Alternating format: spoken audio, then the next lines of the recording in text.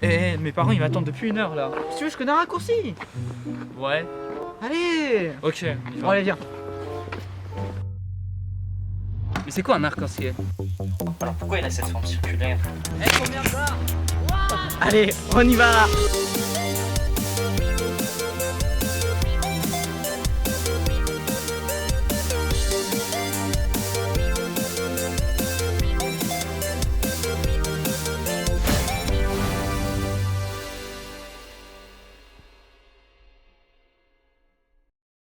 Non mais avoue, tu nous as encore paumé.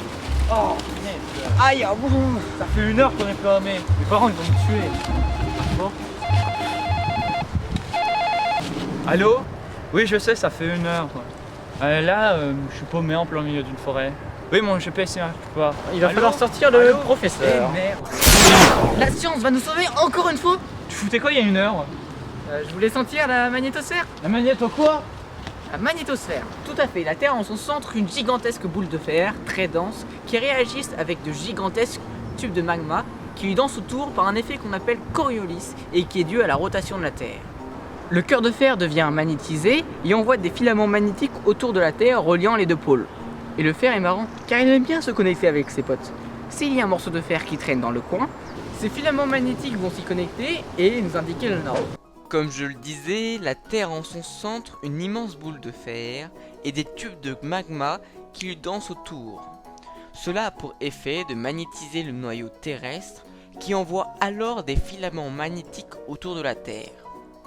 Une des particularités du fer est que s'il est légèrement magnétisé, il s'aligne à ces filaments magnétiques.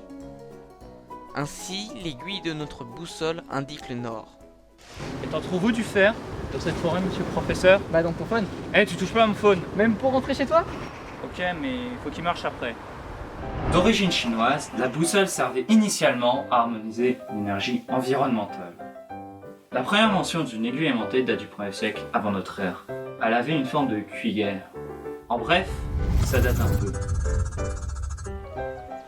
Elle était largement améliorée au XIIIe siècle. La cuillère devient une aiguille aimantée dans un bol d'eau, puis elle est fixée à un cadran pour compenser les mouvements des navires.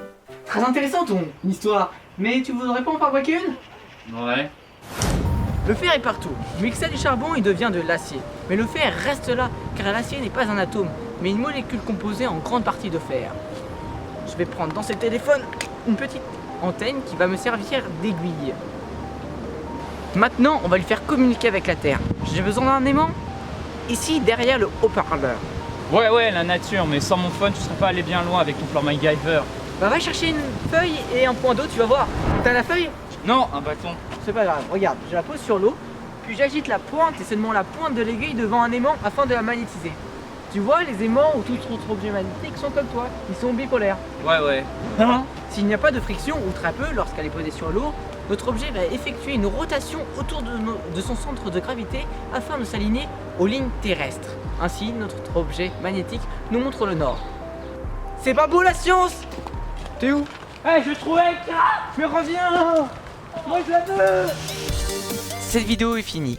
J'espère qu'elle vous a plu. Si c'est le cas, abonnez-vous, laissez des commentaires, partagez cette vidéo sur les réseaux sociaux.